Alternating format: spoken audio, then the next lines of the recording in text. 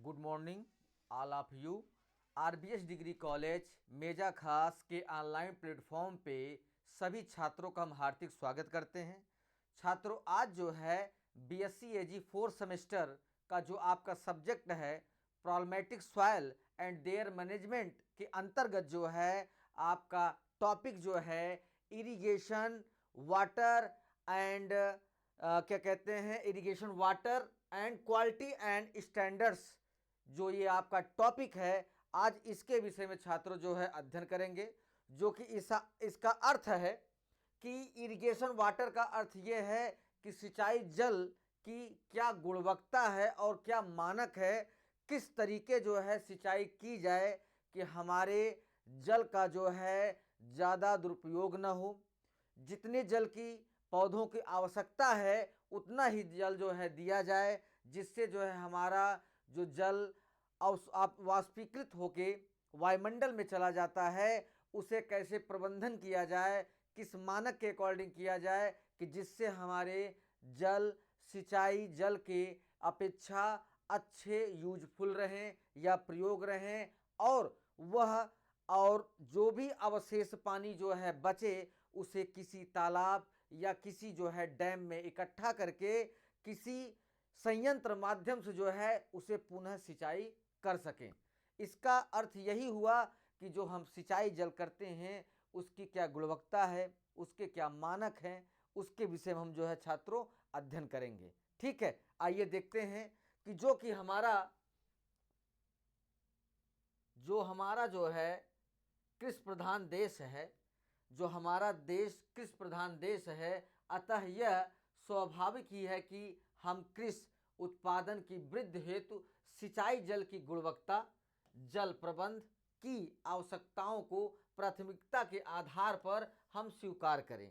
इसका अर्थ ये है छात्रों जो है कि आप अगर हमारा जो देश है वो कृषि प्रधान देश है, जो कि यहाँ पे क्या कहते हैं जो हम सिंचाई जल की व्यवस्था करते हैं या जल का प्रबंधन करते हैं वो हम किस तरीके करते हैं उसे जो है हमारे किसान अच्छे तरीके से स्वीकार करके उससे अच्छे तरीके से प्रबंधन करके जो है अपनी फसल की सिंचाई करते हैं और अपनी उपज को अच्छे तरीके से वृद्धि करते हैं, क्योंकि बिना जल के जो है आप अच्छी फसल नहीं ले सकते हैं छात्रों जो है।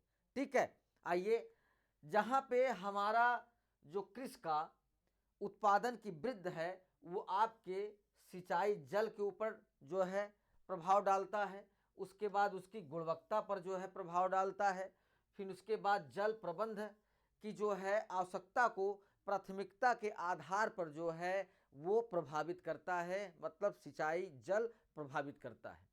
ठीक है, फिर उसके बाद आता है कि यद्यपि प्रमुख सिंचाई परियोजनाओं के फलस्वरूप कृषि उत्पादन में पर्याप्त वृद्धि हुई है। इसका अर्थ ये है छात्रों जो है कि हमारे जब सिंचाई परियोजनाएं हमारे गवर्नमेंट जो है सिंचाई परियोजनाओं को लाया गया, बड़े बड़े नहरों को तैयार किया गया और बड़े जो है डैम को तैयार किया गया कि जिस समय हमारी फसल को पानी की आवश्यकता हो उस समय हमें पानी की ज़रूरत पूर्ति हो सके। इसी वजह से हमारी सरकार हमारी गवर्नमेंट ने जो है कई बड़ी सिंचाई परियोजनाओं का जो है एक तरीके से शिलान्यास किया। फिर उन शिलान्यास के द्वारा जो है बड़े बड़े नहरों में जो है बड़े बड़े डैमों से पानी को छोड़ा जाता है और वह उप शाखाओं की नहरों में बंटकर जो है लोग उसे सिंचाई के लिए अपने जल का प्रबंधन करते हैं। ठीक है, मगर आज के वक्त में जितने भी जो है सिंचाई की जा रही है छात्रों जो है जो नहरों से सिंचाई की जा रही है उसके द्वारा जो है हमारा जल बहुत ही ज़्यादा जो है बर्बाद हो रहा है छात्रों जो है। ठीक है, उसी का प्रबंधन करना बहुत ही आवश्यक है, जो कि हमारे लिए बहुत ही ज़रूरी है। ठीक है, उसके बाद किंतु अधिक सिंचाई तथा जल वितरण की अपर्याप्त व्यवस्था के कारण जलाक्रांति, लवणता तथा बहुमूल्य जैसे जैव संसाधनों के नष्ट होने की समस्या भी पैदा हो गई है। मतलब अर्थ ये है छात्रों जो है कि जो हम नहरों के द्वारा या किसी अन्य माध्यम के द्वारा जो है सिंचाई कर रहे हैं, तो वो एक तरीके से देखा जाए जो है कि जब पानी का प्रवेश जो है हमारी फसल में करता है जो है, तो फिर वहाँ पर हमारा जो जल का वितरण होता है वो अपर्याप्त व्यवस्था के कारण जलाक्रांति हो जाता है, मतलब जल भराव हो जाता है। अगर जल भराव हो गया तो वहाँ पे जो हमारे जैव जो है संसाधनों का होने का जो एक सिस्टम होता है या वहाँ पे जैव संसाधनों को रखा जाता है, वो पानी के द्वारा जो है अगर सही से प्रबंधन न किया जाए तो जैव संसाधन हमारा उसी के द्वारा नष्ट होता चला जाता है, जो कि हमारे फसल के लिए बहुत ही नुकसानदायक है छात्रों। ठीक है, आगे चलते हैं। फिर इन समस्याओं से निपटने के लिए एक प्रभावशील कार्यनीति की आवश्यकता होती है। इसका अर्थ ये है कि जो ये समस्याएं हैं उसे जो है कई जो है समस्याओं से निपटने के लिए एक प्रभावशाली कार्य समिति को बनाया जाता है, जो उस जल का सिंचाई जल का जो है अच्छे तरीके से उसकी गुणवत्ता और प्रबंधन मानकों का अच्छे तरीके से व्यवस्थित करके खेतों में उसे सिंचाई के लिए पानी का प्रयोग किया जाता है। ठीक है, फिर प्रायः सभी प्रकार की सिंचाई जल में घुलनशील पदार्थों की कुछ न कुछ मात्रा अवश्य रहती है। अर्थ इसका ये है कि अगर हम सिंचाई करते हैं जो है तो वो पानी कई क्षेत्रों से होकर कई पहाड़ों, चट्टानों और पृथ्वी के जो ऊपरी और नीची परतों से होकर जो है वो जो पानी आता है जो है उसके साथ जो है कई घुलनशील लवण भी आते हैं छात्रों, जो कि जब हम अपने खेतों में अपनी फसलों की सिंचाई करते हैं तो वो लवण भी जो है हमारे फसल को प्रभावित करता है। ठीक है, फिर उसके बाद जल में घुले पदार्थों की सांद्रता सिंचाई जल की गुणवत्ता को निर्धारित करती है। इसका अर्थ ये है छात्रों कि जल में जो घुले पदार्थ की सांद्रता होती है वो सिंचाई जल की गुणवत्ता के ऊपर निर्भर होती है, जो कि वजह क्या है कि जो जल जो है हमें मिल रहा है उसमें कई जो है ऐसे पदार्थ भी घुले होते हैं जो सांद्रता को जो है प्रभावित करते हैं, और वो जो है जब फसल के अंदर जाते हैं तो वहाँ पे जो है क्या कहते हैं वो अपना प्रभाव फसलों पर दिखाना शुरू कर देते हैं। ठीक है, फिर उसके बाद कुछ फसलें एवं भूमियाँ जल में घुले नमक पदार्थों के प्रभाव को सहन कर लेती हैं, जबकि दूसरी फसलें हानिकारक प्रभाव पड़ता है। मतलब इसका अर्थ ये है कि जैसे कुछ फसलें हमारी ऐसी होती हैं कि जो घुलनशील लवण होते हैं उन्हें सह लेते हैं, मतलब अवशोषित कर लेते हैं, और कुछ फसलें ऐसी होती हैं कि आपकी जो लवण और नमक हैं उसे वो सहन नहीं कर पाती हैं और वो फसल पे अपना प्रभाव दिखाते हैं जो है। ठीक है, फिर सिंचाई की गुणवत्ता पर निम्न कारकों का प्रभाव पड़ता है। इसका अर्थ ये है कि सिंचाई जल में घुले लवणों की सांद्रता 22-50 माइक्रोमोस से अधिक चालकता के जल सिंचाई के लिए अनुपयुक्त होते हैं। मतलब इसका अर्थ ये है कि सिंचाई जल में घुले लवणों की सांद्रता 22 से 50 माइक्रोमोस से अधिक चालकता के जल सिंचाई के लिए अनुपयुक्त माने जाते हैं। 750 माइक्रोमोज विद्युत चालकता वाले जल से लवणता सहिष्णु फसलों की सिंचाई की जा सकती है। मतलब 750 अगर माइक्रोमोज तक उसकी विद्युत चालकता अगर उस जल की है तो वो जो है सिंचाई जल मतलब फसल के लिए सिंचाई की उपयुक्त व्यवस्था कर सकते हैं आप। फिर सोडियम की सांद्रता तथा कैल्शियम और मैग्नीशियम के योग से सोडियम का अनुपात सोडियम की उपस्थिति के लवण सिंचाई जल के हानिकारक माना जाता है, परंतु सबसे हानिकारक जल में सोडियम की मात्रा कैल्शियम और मैग्नीशियम के योग से अधिक पाई जाती है। इसका अर्थ ये है छात्रों जो है कि जो आपका ये सोडियम है ये एक तरीके से जो है नमक ही इसे आप कहेंगे, ये जो है हमारे जल जो सिंचाई जल आप जो है क्या कहते हैं नहरों या किसी माध्यम से जो है अपनी फसल की सिंचाई कर रहे हैं छात्रों जो है, तो उसमें जो घुलनशील लवण होते हैं उसमें सोडियम की मात्रा सबसे ज़्यादा पाई जाती है। जो कि मेन योग जो बनता है वो कैल्शियम और मैग्नीशियम के द्वारा उनका प्रभाव दिखना प्रारंभ हो जाता है। ठीक है, फिर उसके बाद ऐसा जल सिंचाई वाले स्थान के ऊसर बनाने में सहायक होती हैं। मतलब इस प्रकार के जल जो है अगर वो सही मिट्टी भी है जो है तो वहाँ पे अगर ये जल पहुँच जाएगा तो उसके द्वारा जो है वो मिट्टी जो है धीरे धीरे ऊसर होती चली जाएगी छात्रों। ठीक है, आगे चलते हैं। बोरान की सांद्रता 3 ppm मतलब 10 लाख में 30वां मतलब 3 भाग बोरान की उपस्थिति पर केवल सहिष्णु फसलें उगाई जा सकती हैं। मतलब इसका अर्थ ये है कि जो बोरान की सांद्रता है छात्रों जो है वो बहुत ही जो है उसकी लवणता नमक की मात्रा वहाँ पे सबसे ज़्यादा है। ठीक है, अब वो जो हमारा 3 ppm की बात चल रही है वो 10 लाख भाग में जो है केवल 3 भाग ही वो जो है उस मिट्टी को पूरे तरीके उस फसल को पूरे तरीके प्रभावित कर रही है। फिर उसके बाद 1 ppm बोरान से कम मात्रा वाला जल सिंचाई के लिए सुरक्षित होता है। मतलब इसका अर्थ ये है कि जो हमारा 1 ग्राम ppm है वो हमारे जो है फसल के लिए जल बहुत ही अच्छा माना जाएगा। ठीक है, फिर उसके बाद आता है कि कार्बोनेट तथा बाइकार्बोनेट की सांद्रता का क्या है, कि हमारे सिंचाई जल की क्या गुणवत्ता और मानक किस तरीके काम कर रहे हैं वो हम आपको बतला रहे हैं छात्रों।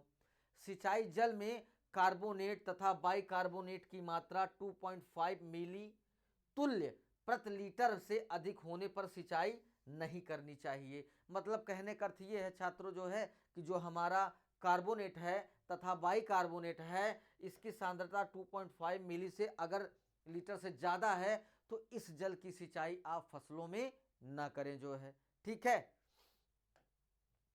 उसके बाद सिंचाई जल की गुणवत्ता के सुधार के उपाय जो है मतलब इसे जो सिंचाई का जल है उसके गुणवत्ता और उसके मानकों का हम प्रबंधन कैसे करेंगे वो हम बतला रहे हैं।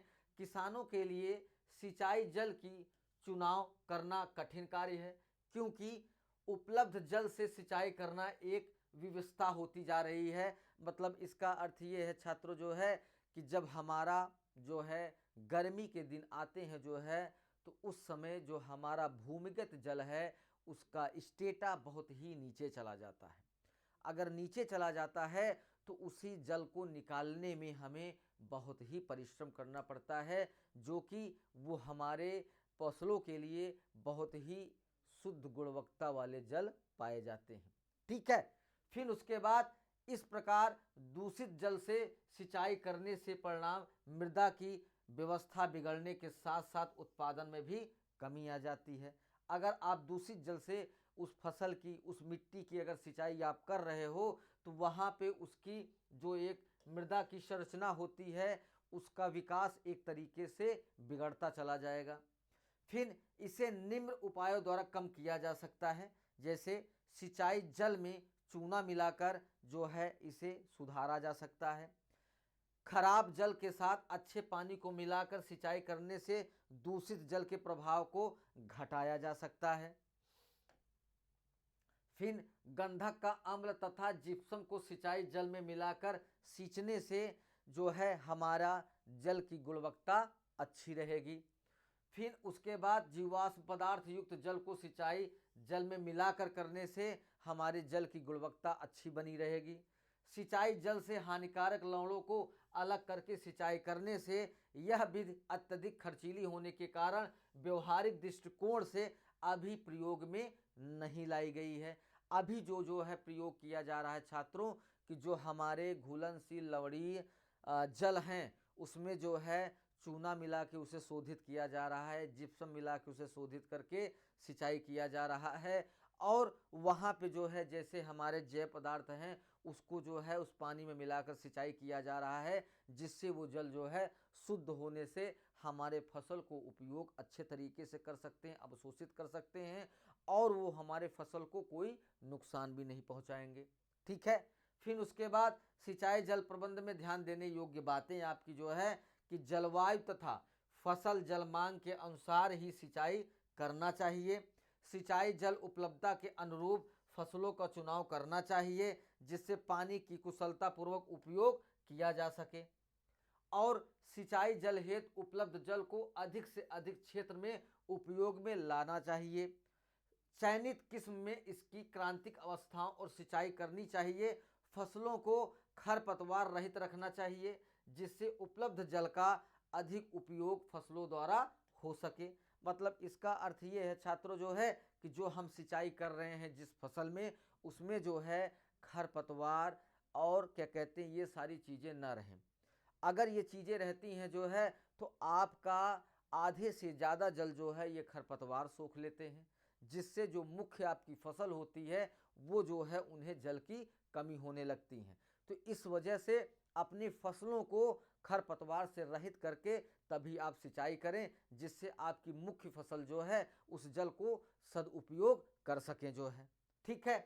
फिर उसके बाद उपलब्ध जल का फसल उत्पादन में अधिक लाभ हेतु निर्धारित मात्रा में संतुलित उर्वरक का प्रयोग किया जाना चाहिए। जल स्रोत से खेत तक जल ले जाते समय नाली की सतह निगरानी से रखी जानी चाहिए। ठीक है। फिर उसके बाद सिंचाई द्वारा दिए गए पानी को फसलों की जड़ क्षेत्र में अधिकतम समय तक मौजूदा रखने के लिए नमी संरक्षण के उपायों को अपनाना चाहिए। सिंचाई की नई विधियां जैसे बौछारी सिंचाई, टपकन सिंचाई, बूंद बूंद सिंचाई और स्प्रिंकलर सिंचाई और क्या कहते हैं क्यारी विधि सिंचाई, इन सब सिंचाई जो है विधियों को अपनाने से जो है हमारे जल की जो है एक तरीके से बचत होती है और जो हमारे मुख्य फसल होती है और वो जल को अच्छे तरीके से अवशोषित करके वो अपना विकास करते हैं। ठीक है। फिर उसके बाद जल निकास का समुचित प्रबंध करके किसी भी सिंचाई परियोजना से वांछित लाभ प्राप्त किया जा सकता है। मतलब इसका अर्थ ये है छात्रों जो है कि जो हमारा सिंचाई जल की गुणवत्ता और मानक है उसे अगर आप सही तरीके से प्रबंधित करके अगर आप सिंचाई अपनी फसलों का करते हैं तो आपकी मिट्टी की उर्वरता भी बनी रहेगी, आपकी मिट्टी ऊसर भी नहीं होगी और आपकी फसल का उत्पादन बहुत ही अच्छे तरीके से होगा। ठीक है छात्रों, यहाँ पे ये टॉपिक समाप्त होता है। अगले टॉपिक के साथ हम उपस्थित होंगे। सभी छात्रों को धन्यवाद।